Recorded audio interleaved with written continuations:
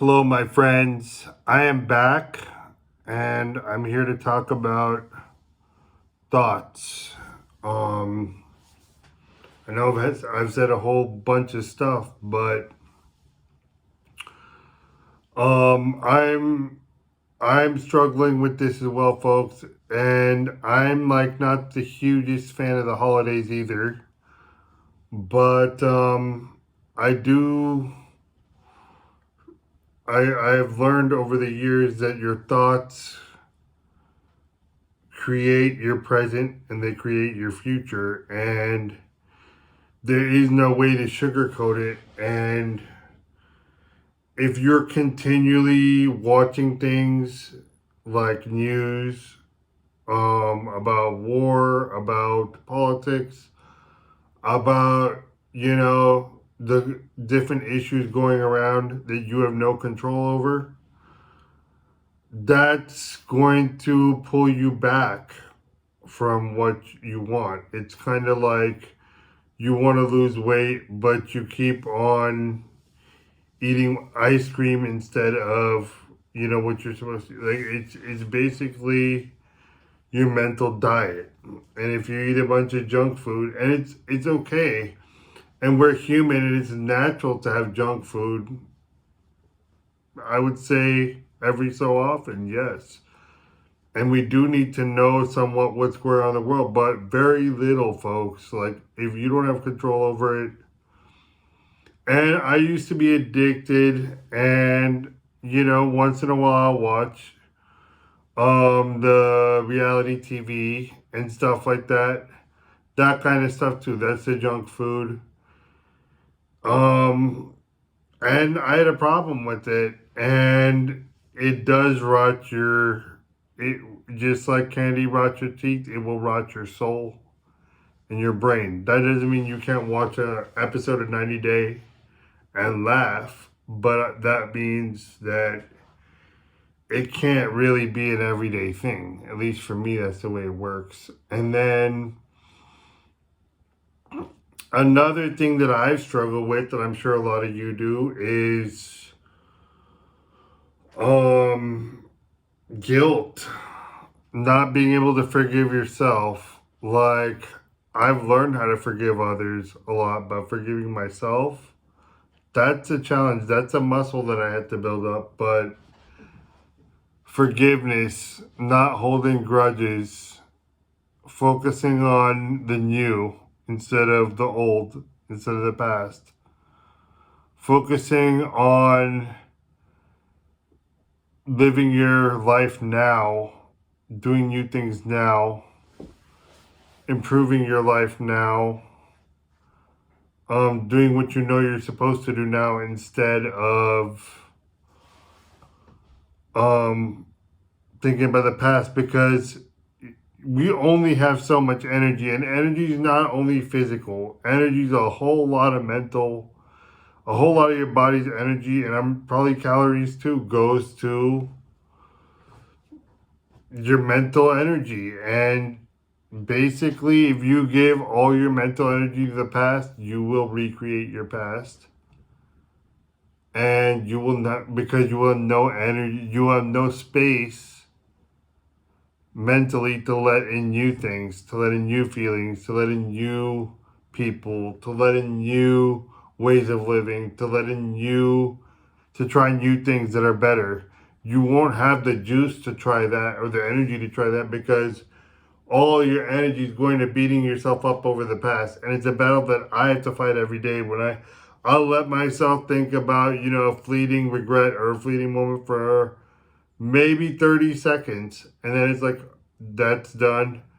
I say thank you, God, for this new day. And I say thank you, do something, gratitude for something I am now, instead of beating myself up and trying to second guess what's happened in the past. Like, so that's a major thing in your mental diet. Is it's controlling and basically putting boundaries, putting limits on the amount of time you can think about the past, negative things, the news, all Those things are only human, but you have to put a limit on that and avoid that. And then,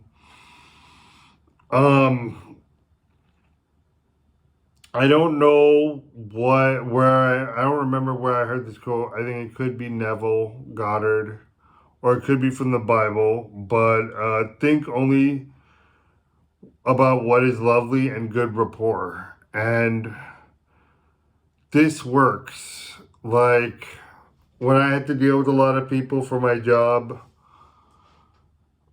a lot of times the interaction would depend on my attitude going into it. If I would go in with my prejudices, if I would go into my preconceived notions of how the interaction would go, and those were negative, then I would usually get something negative. But if I went in there with a smile on my face and was just super nice to the person, usually they would give me the equal reaction. And the world is a mirror of what you put out to it, folks. Like, the world is a mirror of what you put out to it. And if you put out love, if you put out honesty, if you put out your best efforts, whether that's with the people at work, your spouse, your family, whatever, basically, you know, if you're putting out the love that you want to have, basically the golden rule: treat people the way you want to be treated. And yes, and you have to act like there's someone watching. So, like, that's why when I'm walking with a can of something to drink, I'm not just going to throw the drink. I'm going to walk until I find a trash can to put, because, yeah, if everyone just did the wrong thing all the time, our society wouldn't function. And it's just better to just do your best and think only good thoughts. And I know it's really hard. And I know the news can be addictive. I know doom scrolling. Thank God I don't have a problem with that. But going on social media, all those things, it's not worth it. It's not worth the temporary fix you get.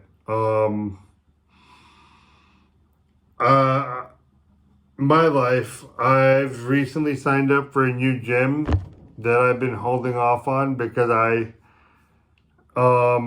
really was comfortable with what I was doing, and I was getting pretty good results.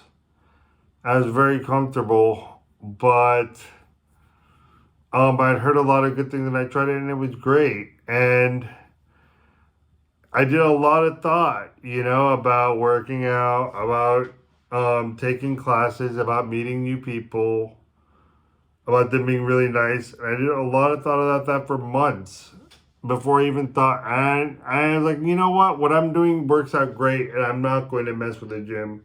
It's just waste of time driving there. But I kept on thinking those thoughts, and you know what? It manifested.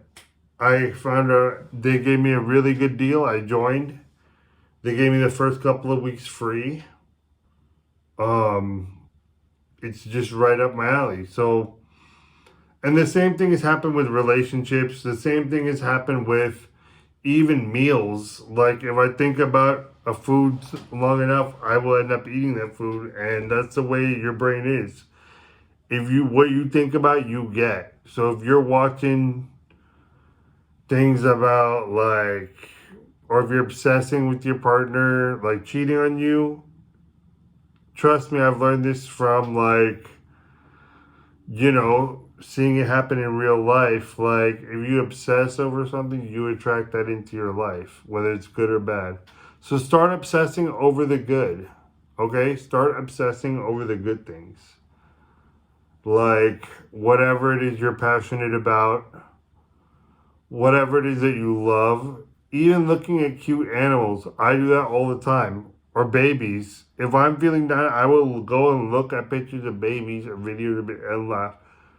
That's all good energy. Babies, puppies, whatever it is, going to the gym, being grateful, doing something kind for someone else, just a random person, that can be great.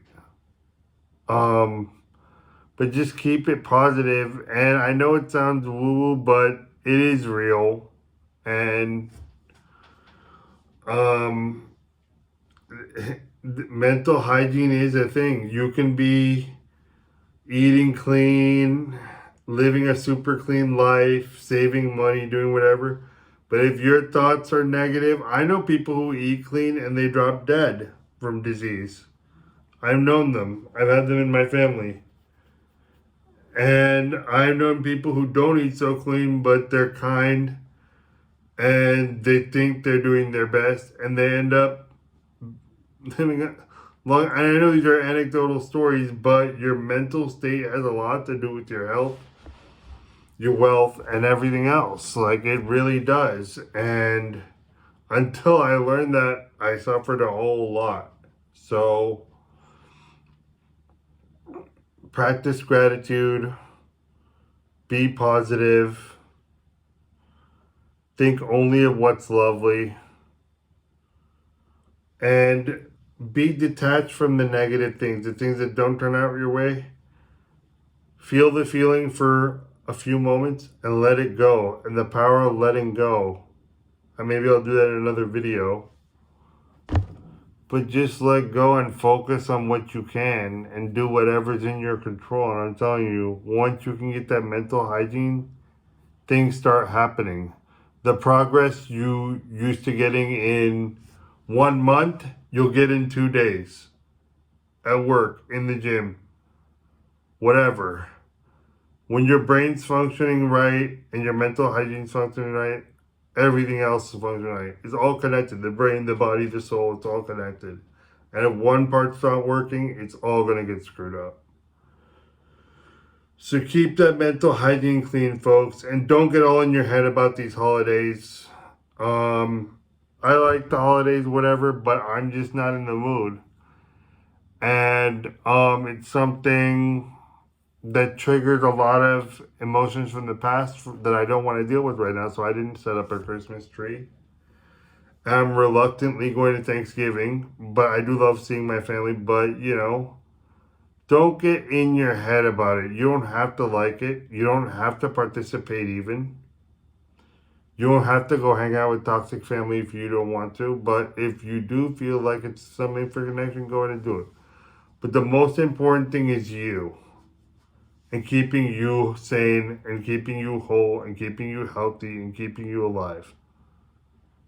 That's what's important. You have to put yourself first this holiday season. And that means missing out on certain things or doing it your way. Do things your way. And put yourself first and keep mental health a priority, folks. All right, I'll be talking to you soon.